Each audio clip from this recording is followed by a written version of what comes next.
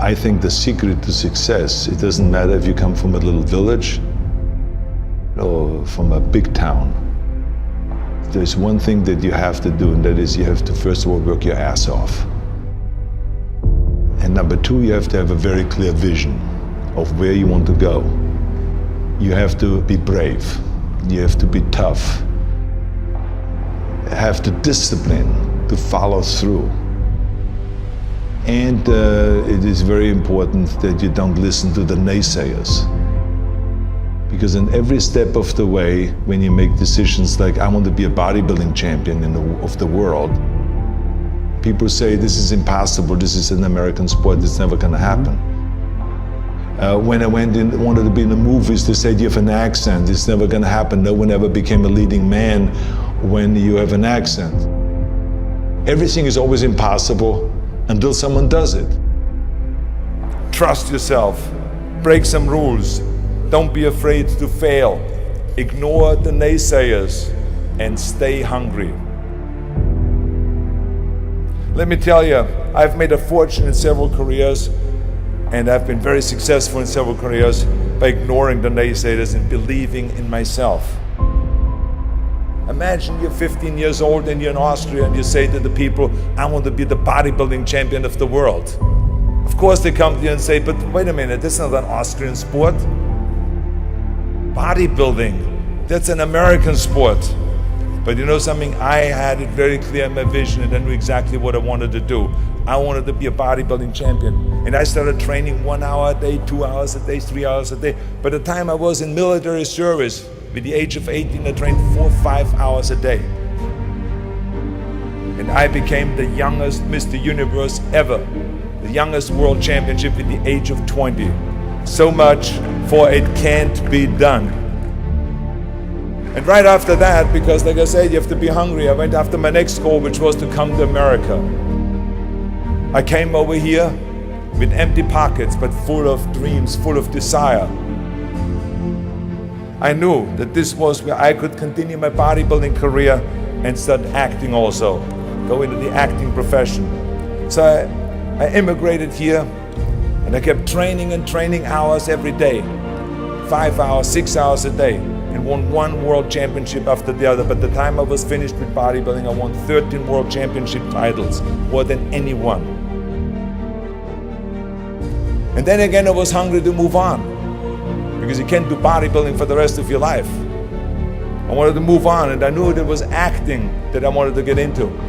But again, I faced the same obstacles where people said it can't be done. When I talked to agents, they said to me, you cannot become just an actor and walk into movies. I say, I just don't want to become an actor. I want to be a leading man. They say, well, forget about that, and they laughed. I mean, with your accent, no one has become a leading man with your accent. And with your body, look at all those bumps sticking out. This overdeveloped body they were in 20 years ago when they did Hercules movies, but now it's Dustin Hoffman, it's Al Pacino, it's Woody Allen. Those are the new sex symbols, don't you understand it? Look at you. Forget it, it will never happen. And with your name, Schwarzen Schnitzel, or whatever your name is, I can see that already up there on the billboards. That isn't gonna sell any tickets. But you know something, I didn't listen to them. I started working very hard, just like in bodybuilding. 5, 6 hours a day. I went to acting classes, speech classes, dialogue classes, accent removal classes. Everything that you can think of, I did. And slowly everything started happening. All of those liabilities that they talked about started turning into assets. When I did Conan the Barbarian, the director came to me and he said, if we wouldn't have you, we would have had to build one. And on Terminator, the director said, I couldn't imagine to have anyone play Terminator that wouldn't have an accent and that wouldn't have your body. I cannot imagine the line, I'll be back, with a normal American accent. It works so perfectly that you have this German accent. So all of those things that they say the liabilities became an asset. As the moment went on, it grew and grew, and I went from one movie to the next, started making more and more money, and then I ended up being the highest paid actor with $30 million on Terminator 3. That just shows you again so much for it can't be done. This is why I try to tell you, anything and everything can be done if you can visualize it and if you believe in yourself. Never give up and never be afraid of failure, because otherwise you box yourself in and you limit yourself. I was never afraid to fail when I ran for governor. I was never afraid to fail to tackle anything, because you should not be afraid of failure. That's just part of life.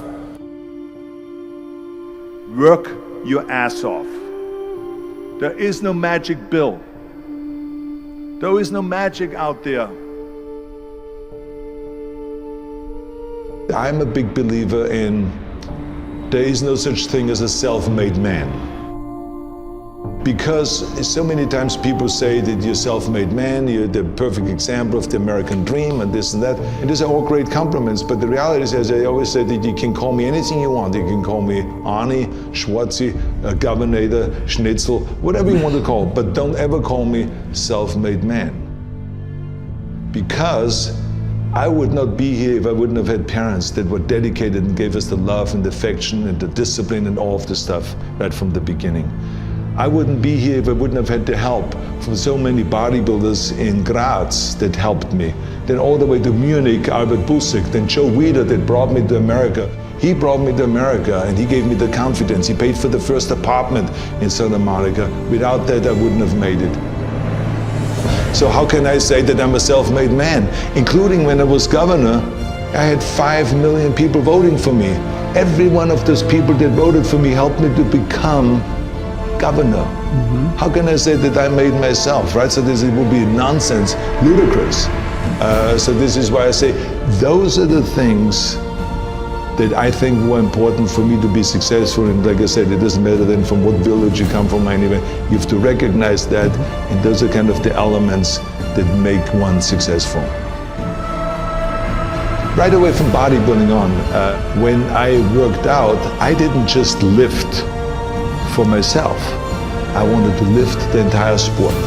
I always was interested to work towards something that is bigger than me, something that is going to be around much longer than me. I'm going to be gone one day, but bodybuilding should not be gone.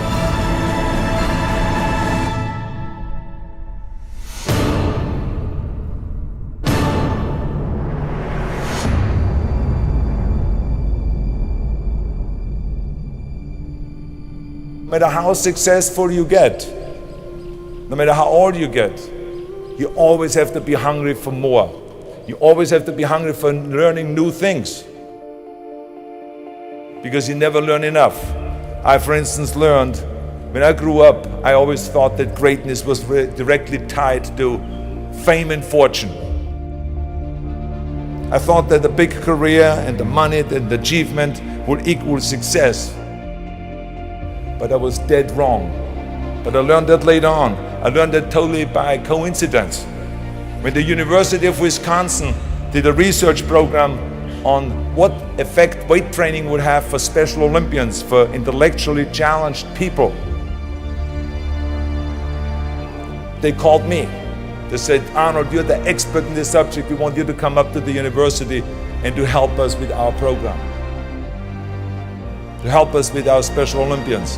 And I flew up to the University of Wisconsin and I helped. And there were these kids. The first exercise we decided to do was bench press, and they were all standing in line. The first kid laid down on a bench. I put a 40-pound barbell over his chest and he did a simple exercise of bench press. He did 10 reps.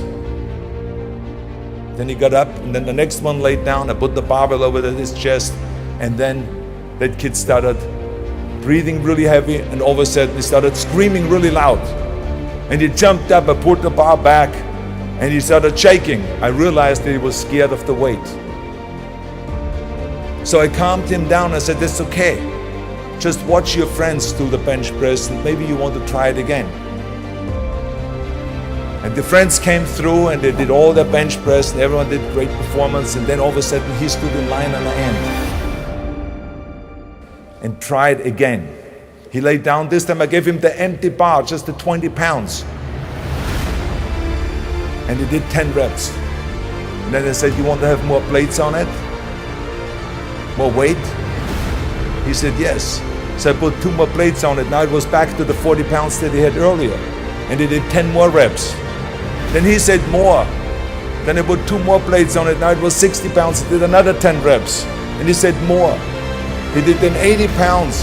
Then I lifted the weight off and he jumped up, high-fived everyone, and he was so excited.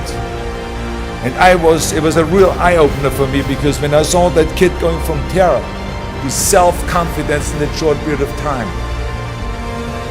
So I want you to remember, have a vision, think big, ignore the naysayers, work your ass off, and give back and change the world. Because if not us, who? If not now, when?